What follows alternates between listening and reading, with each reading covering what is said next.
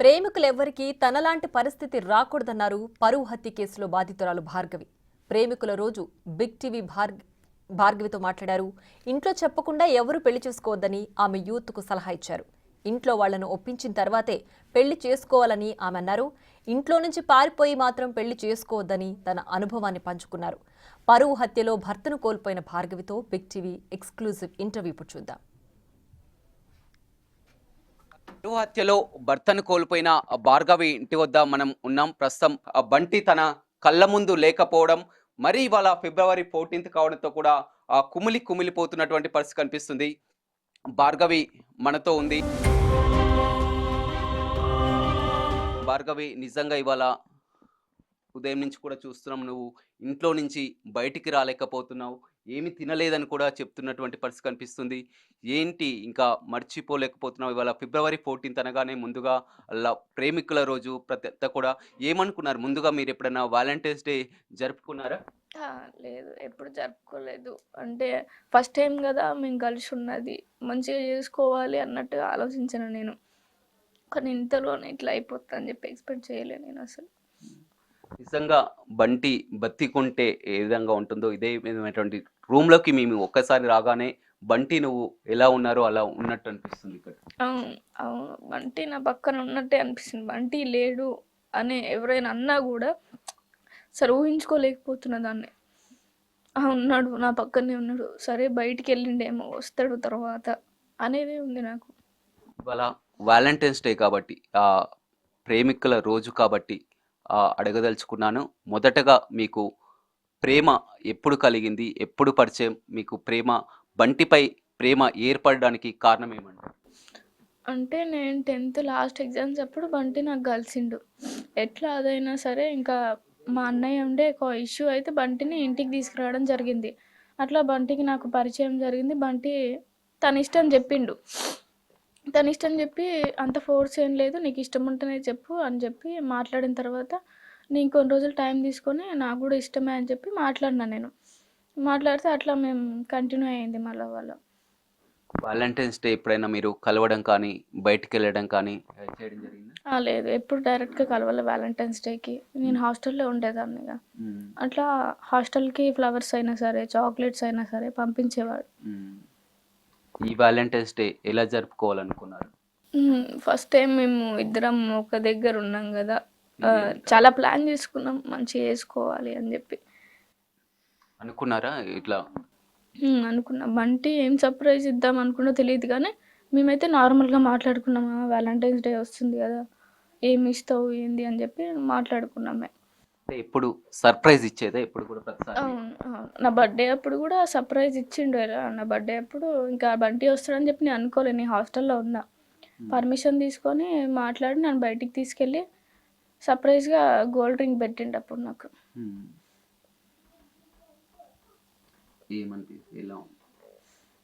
అసలు ఇట్లా అవుతుంది అని చెప్పి కూడా అసలు నేను కల్లో కూడా ఎక్స్పెక్ట్ చేయలేదు. మంచిగా ఉంటుంది మా లైఫ్ తర్వాత అయినా, మా పేరెంట్స్ ఒప్పుకుంటారేమో అనుకున్నా, కానీ ఇంత దారుణంగా వాళ్ళే చేస్తారు అని చెప్పి అనుకోలేము మేము కూడా. మొదటగా అప్పుడు కూడా గతంలో చూడడం జరిగింది, నానమ్మ మొత్తం మీద దీనికంతా కూడా నానమ్మ పగాని కూడా చూడడం జరిగింది.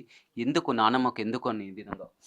ఆమెకి క్యాస్ట్ ఫీలింగ్ బాగా ఫస్ట్ నుంచి అయినా సరే, క్యాస్ట్ ఫీలింగ్. ఎస్సీ వాళ్ళని ఇంట్లోకి రానికూడదు, ఎస్సీ వాళ్ళ ఇంటికి మనం పోవడేంది అని చెప్పి మాట్లాడేది. అంటే నీకు లవ్ చేసినప్పుడు తెలుసా ఇతను అన్నిటి గురించి? తెలుసు. అంటే తన పేరులోనే ఉంది కదా మాలబంటి అని. ఆ క్యాస్ట్ అదేం నేను ఆలోచించలే. అంటే అసలు ఆ క్యాస్ట్ ఫీలింగ్ నాకు లేదు ఫస్ట్. నేను అందరితో మంచిగా ఉండేదాన్ని, అందరి ఇంటికి వెళ్ళేదాన్ని నేను. కానీ కొంతమంది ఇప్పుడు మీ పేరెంట్స్ కానీ బయట కానీ ఏంటంటే భార్గవి తెలిసి తెలియని ఏజ్లో ఈ విధంగా లవ్ అని, ఒక అట్రాక్షన్ అని కూడా ఈ విధంగా బంటి ట్రాప్ చేశారు, బంటి ట్రాప్లో పడి కూడా ఈ విధంగా ఆ జీవితాన్నే కోల్పోయిందని కూడా చెప్తున్నారు. ఏం చెప్తున్నారు? ట్రాప్ అయితే నేను ఇంట్లో వాళ్ళకి చెప్పకుండా ఉండాల్సింది కదా, నాకు బంటి ఇష్టం అని చెప్పి. వాళ్ళు ఏది చెప్పినా కూడా నేను బంటిని చేసుకుంటా అని చెప్పి వాళ్ళు ఒప్పించడానికి కూడా నేను ట్రై చేసిన. వాళ్ళు ఒప్పుకోలే. అది వాళ్ళు ఏదో ఊహించుకొని ట్రాప్ అని చెప్పడం అది కాదు. అంటే నువ్వు ఒక్కగానొక్క కూతురువి, ఇద్దరు అన్నయ్యలు, మా చెల్లె బాగుండాలి, అదేవిధంగా మా కూతురు బాగుండాలి అని మీ నాన్న ప్రతినిత్యం కూడా నీకు ఒక మంచి సంబంధాన్ని, ఒక పోలీస్ సంబంధాన్ని తీసుకురావడం జరిగింది. 40,00,000 కట్నమా ఏదో కూడా అన్నీ కూడా సంబంధం కూడా మాట్లాడాను ఇంట్లో. మంచి సంబంధం అంటే నాకిష్టం ఉంటేనే నేను చేసుకోగలుగుతా గదా! ఎవరో వాళ్ళు తెచ్చినోళ్ళని చేసుకొని ఉండాలి అనంటే లైఫ్ టైమ్ నేనుండాలా? వాళ్ళుండాలా వాళ్ళ పక్కన? నాకిష్టం లేనిది నేను ఆళ్ళతోని ఎట్లా ఉంటా? వాళ్ళు గూడా ఆలోచించాలి. ఫస్ట్ నుంచైనా సరే నీకిష్టమైంది కొనుక్కో, నీకిష్టమైంది ఏం డ్రెస్సు, నీకిష్టమైన చెప్పులేంటి అని జెప్పి నాకిష్టమైనయే చూజ్ చేసుకుర్రు వాళ్ళు గూడా. సరే ఈ లైఫ్ టైమ్‌కొచ్చిన తర్వాత ఎందుకు మీ ఇష్టాన్ని జేసిర్రు? ఫస్ట్ నుంచి మరి అట్లా మీ ఇష్టమే ఉండి, మీ ఇష్టమైనయే కొనియకపోయిండ్రు. ఫస్ట్ నుంచి మరి నా ఇష్టం ఎందుకు జేసిండ్రు? ఇప్పుడు గూడా వాళ్ళు గూడా ఆలోచించాలి. ఎందుకంటే అబ్బాయిని ఇష్టపడుతుంది గదా! మరి ఎట్లా ఇష్టపడుతుంది? ఏంది మరి ఆ అబ్బాయి బ్యాక్‌గ్రౌండ్ ఏంది? ఎలా ఉంటాడు? మరి ఎట్లా చూసుకుంటాడు? అని జెప్పి కనుక్కొని అతనితోని మాట్లాడి మరి ఏం చేద్దాం అనుకుంటున్నావు? మీ మా అమ్మాయి నిన్ను కావాలనుకుంటుంది గదా! అని జెప్పి మాట్లాడినా మరి మీరు ఉద్యోగం ఇస్తారా? అబ్బాయిని ఉద్యోగం చేయమంటారా? అని జెప్పి మాట్లాడినా చేసు బంటి ఖచ్చితంగా. ప్రభుత్వం ఇప్పుడంతా కూడా అన్ని విధాలా అండగా ఉంటుందని చెప్తున్నారు. ఒక ఉద్యోగం కల్పిస్తానని కూడా చెప్తున్నటువంటి, ఎందుకంటే ఎస్సీ కమిషన్ ఇప్పటికే చర్చించడం జరిగింది ప్రభుత్వ పరంగా. ఉద్యోగం అని కూడా చూస్తున్నారు. కానీ ఆ ఉద్యోగం విషయంలో కూడా ఇప్పటికే మీ ఎవరైతే చూస్తున్నారో కుటుంబంలో ఇద్దరిట్లో భార్గవి ప్రధానంగా ఎవరైతే ఉద్యోగం ఉందో భార్గవికి అంటారు. కానీ మీ వదిన ఎవరైతే ఉన్నారో ఆమెకి అంటున్నారు. ఎవరికి ఉద్యోగం ఇవ్వాలని? అంటే నేను చదువుకుంటున్నా కాబట్టి అన్నయ్యకిస్తే బాగుండేమో అని నా ఒపీనియన్. ఎట్లా అంటే నేను డిగ్రీయే కంప్లీట్ కాలేదు. ఇంకా నాకు జాబు నేను చేసుకుంటా తర్వాతైనా నా చదువు కంప్లీట్ అయినంక. ఎందుకంటే మా అందరిని చూసుకునేది ఇప్పుడు అన్నయ్యే. అంటే ఒక మగ దిక్కు అంటేదే మా కానీ అలా ఫ్యామిలీలో ఆయనే. లీగల్‌గా చూసినా కానీ, ఏ విధంగా చూసినా కానీ, ఒకవేళ ప్రభుత్వం ఉద్యోగం ఇవ్వాలనుకుంటే అది ఖచ్చితంగా కూడా ఆ భర్తను కోల్పోయి నువ్వు ఏకాకిగా ఉన్నావు కాబట్టి నీకే వర్తిస్తున్నటువంటి పరిస్థితి. నాకిచ్చినా ఏం పర్లేదు కానీ నా రిక్వెస్ట్ అన్నయ్యకిస్తే బాగుండేమో అని చెప్పి. అవన్నీ కూడా కొన్ని నీకు ఇప్పుడున్నటువంటి పరిస్థితిలో ఆ విధంగా అనిపిస్తది. దీర్ఘకాలికంగా చూసినా కానీ ప్రభుత్వం మాత్రం ఏదైనా ఉన్నా కానీ ఈ విషయంలోనే అంటే వారి విషయం ఏందంటే ఇప్పుడంతా కూడా బయట జరుగుతున్నటువంటి చర్చ, ఒకవేళ భార్గవికే ఉద్యోగం ఇచ్చినట్లయితే భార్గవి మళ్ళీ ఆ ఉద్యోగం వచ్చిన తర్వాత మళ్ళీ పేరెంట్స్ దగ్గరికి వెళ్ళడం, బయటికి వెళ్ళిపోయినట్లయితే బంటి కుటుంబ సభ్యులకు ఎవరు ఉంటారని కూడా ఒక చర్చ. ఆ! అలా అయితే అసలు ఆలోచించిన అవసరం లేదు ఎవ్వరికైనా సరే. నేనొకటి జెప్పాలనుకుంటున్నా. నా బంటిని చంపిన తర్వాత నేను వాళ్ళ దగ్గరికి ఎలా ఎళ్తా? అంత ఇష్టపడి వాళ్ళని వదిలేసి మరి నేను బంటి దగ్గరకొచ్చిన. ఆ తర్వాత మళ్ళీ వాళ్ళ దగ్గరికెళ్ళి నాకింత ఇది వద్దు, నాకు బంటి కావాలనుకుంటేనే ఒకటే మాట మీద నేను బంటితోనే ఉంటా. బంటి లేకపోయినా బంటి ఇంట్లోనే ఉంటా. బంటి ఉన్నట్టే ఊహించుకుంటా నేను. కానీ మీ అన్నదమ్ములు వారంతా కూడా నీపై ప్రేమ ఉంటుంది. కానీ వారిని అదే ప్రేమించే ఎందుకు ధైర్యం చేయలేకపోయావు? ప్రేమించడానికి ధైర్యం వచ్చింది కానీ వారికి పెళ్లి చేసుకుంటాను ఎందుకు చెప్పలేకపోయావు? ఎందుకు ఆ ధైర్యం చేయలేకపోయావు? చాలా ఫైట్ జేసిన వాళ్ళతోని గూడా నేను. చాలా వాళ్ళు కొట్టిండ్రు, తిట్టిండ్రు, అన్నీ పడినంక గూడా నాకు బంటే కావాలి అని ఒక స్టాండ్ తీసుకొని నేను ఒక్కదాన్నే ఆ ఇంట్లో గూడా చాలా ఫైట్ చేసిన. అంటే తర్వాత అయినా సరే ఒప్పుకుంటారేమో, ఇప్పుడు కోపం ఉంటదిగా అని జెప్పి మేము ఆలోచించినాం. సడెన్‌గా వాళ్ళు సంబంధాలు తీసుకురావడం వల్ల ఇట్లా అయిపోయింది తప్ప మాకిప్పుడే మ్యారేజ్ జేసుకోవాలని లేకుండే అసలు. సేమ్ మిర్యాలగూడ ఘటన ఏ విధంగా చూసామో అప్పుడు అమృత, ప్రణయ్. ఇప్పుడు బంటి, భార్గవి. ఇద్దరిది కూడా సేమ్ సిట్యుయేషన్. అప్పుడు జరిగినప్పుడు అమృత ఘటన జరిగినప్పుడు నీకు గుర్తుందా? చూసావా టీవీ? చూసాను. హ్మ్. ఇట్లా అసలు ఇప్పటికి కూడా ఈ క్యాస్ట్ ఫీలింగ్ ఏంటి అని జెప్పి నేననుకున్నాను. హ్మ్. అది ఒక 10 ఇయర్స్ కింద. అవును. అప్పుడు నువ్వు చాలా చిన్న ఏజ్. ఆ ఏజ్‌లో కూడా అలా క్యాస్ట్ నాకసలు క్యాస్ట్ ఫీలింగ్ చిన్నప్పటి నుంచి గూడా లేదు. అసలు క్యాస్ట్ ఏంది? అందరం మంచిగుండాలి గాని అని జెప్పి నేను అనుకునేదాన్ని. నువ్వు లవ్ చేసినప్పుడు, పెళ్లి చేసుకున్నప్పుడు మిర్యాలగూడ లాంటి ఘటన నీకు గుర్తుకొచ్చిందా ఎప్పుడైనా? వచ్చింది.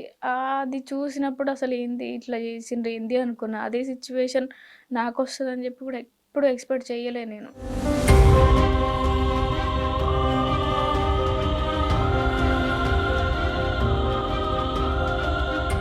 ప్రేమ, పెళ్లి ఒక 2 ఇయర్స్ పరిచయం. అంతే కదా? 3 ఇయర్స్, 3, 4 ఇయర్స్.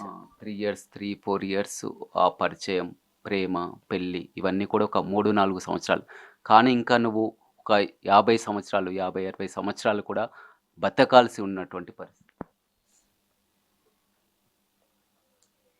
చూడొచ్చు ఎంత ఎమోషనల్‌కు గురవుతుందో. ఇవాళంతా కూడా ప్రేమికుల దినోత్సవం అని కూడా చెప్తున్నటువంటి పరిస్థితి కనిపిస్తుంది. అప్పటికి, ఇప్పటికి కొంచెం ఏమైనా మర్చిపోయావా ఆ రోజు ఘటనకి, ఈ రోజు? లేదు అసలు. పడుకున్నప్పుడు కూడా బంటే గుర్తొస్తుండు, నిద్ర కూడా పోవట్లేదు. మర్చిపోలే, అసలు మర్చిపోలేను. అంత మంచిగా చూసుకున్నాను బంటి. మీ కుటుంబ సభ్యులంతా కూడా వారు ఎవరైతే మీ జైల్లో ఉన్నటువంటి పరిస్థితి, నాన్న కానీ, ఇద్దరు అన్నలు కానీ, నానమ్మ కానీ అంతా కూడా జైల్లో ఉన్నారు. ఏంటి వారికి శిక్ష పడాలని?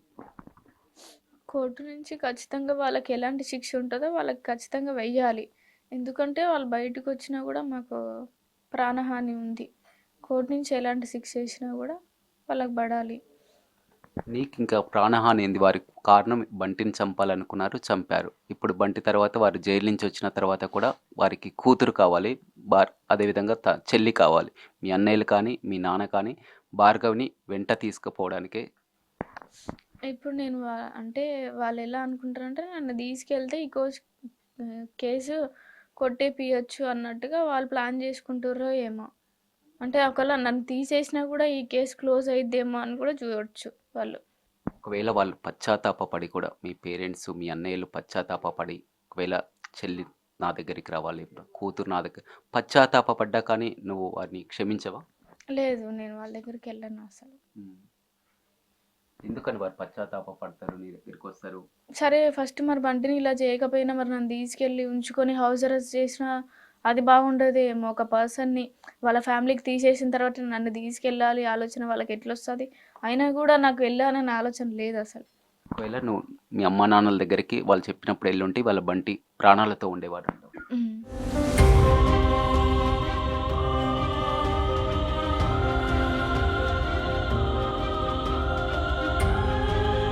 ఎవరైనా ఇట్లా లవ్ మ్యారేజ్ చేసుకున్నప్పుడు ఇంట్లో ఒప్పించండి, పేరెంట్స్కి చెప్పి మాట్లాడి, ఒకవేళ క్యాస్ట్ వేరైతే మాట్లాడండి ఇంట్లో. అంతగానం కూడా వాళ్ళు ఒప్పుకోకపోతే బయట పోలీస్ వాళ్ళకైనా సరే, షీటింగ్ వాళ్ళకైనా చెప్పి ఒప్పించుకొని, సరే పెద్ద మనుషులకైనా చెప్పి ఒప్పించుకొని పెళ్లి చేసుకోండి. ఇది ఒక్కటే నేను మీకు చెప్పగలను. ఎందుకంటే నా సిచ్యువేషన్ ఇలా అయ్యింది. ఆ బాధ ఏందో ఇప్పుడు నాకు తెలుస్తుంది. అదే వేరే అమ్మాయికి జరగకూడదు ఇలాంటిది అని చెప్పి చెప్తున్నా నేను. కొంతకాలం మీరు పెళ్ళయ్యాక కొంతకాలం ఇక్కడ సూర్యాపేటలో కాకుండా ఎక్కడైనా దూరంగా ఉండి, ఎందుకంటే మనం చాలా వరకు లవ్ మ్యారేజ్ని చూస్తాం. ఎంత కూడా ఇప్పుడున్నటువంటి పరిస్థితి అప్పుడు ఉండదు. కానీ ఒక సంవత్సరం పాటు హైదరాబాదు ఎక్కడైనా బయట ఉండి వారికి కనపడకుండా ఉంటే ఈ విధంగా జరిగి ఉండేది. అదే ప్లాన్ చేసుకున్నాం మేము కూడా. ఇక్కడ వంటికి రియల్ ఎస్టేట్ చేస్తాడు కాబట్టి మేము బయట ఉండాలి అన్నా కూడా ఇప్పుడు మాకు కొంచెం మనీ కావాలి కదా. అదే ప్రిపేర్ చేసుకుంటున్నాం మేము. కొంచెం మనీ వస్తే మనం ఇక్కడి నుంచి వెళ్ళిపోదాము, లేకుంటే ఎక్కడైనా ఇల్లు కట్టుకుందాము, సూర్యాపేటలో అయినా సరే ఎక్కడైనా ప్లేస్ కొనుక్కొని ఇల్లు కట్టుకుందాము అని చెప్పి కూడా మాట్లాడుకుంటున్నాం. ఆ వేలో ఉన్న బంటి బైర్ మహేష్ రాగానే ఆ ఫ్లాటు ఇది అని చెప్పంగానే సరే మనకి ఫ్లాట్ వస్తుందేమో అని చెప్పి అట్లా అయిపోయింది. కానీ బంటి ఇట్లా చేస్తారని చెప్పి ఎక్స్పెక్ట్ చేయలే బంటి కూడా వాళ్ళు. ప్రభుత్వం ముందుగా మీకు ఆర్థిక సాయం అందించినట్టు 4 lakhs ఇచ్చారు. ఎవరి పేరు మీద ఇచ్చారా? అంటే మా ఫ్యామిలీకి ఇచ్చారు, నా పేరు మీద ఇచ్చారు. కానీ నాకు అకౌంట్ లేదు, ఇంకా మా అమ్మాయి అకౌంట్లో వేయించిన. ఏం చేద్దాం అనుకుంటున్నావా 4 లక్షలు?